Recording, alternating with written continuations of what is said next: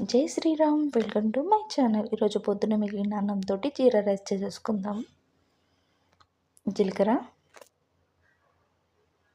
జీడిపప్పు, కొత్తిమీర, పచ్చిమిర్చి,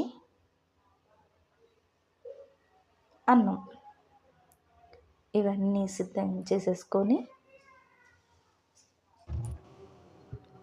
బండి పెట్టుకొని ఆయిల్ వేసుకొని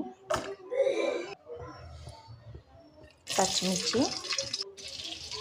జీడిపప్పు ఫ్రై అవ్వగానే జీలకర్ర వేసేసుకోవాలి. తర్వాత అల్లం వెల్లిగడ్డ పేస్ట్ వేసేసుకొని రైస్ వేసేసుకోవడమే. దాని తర్వాత అది కలిపేసి టేస్ట్కి తగ్గంత సాల్ట్ వేసేసుకొని దానిపైన కొత్తిమీర వేసేసుకొని కలిపేస్తే ఎంతో టేస్టీ జీరా రైస్ రెడీ. ఇప్పుడు మా బావ రియాక్షన్ చూద్దామా? ఎలా ఉంది బా?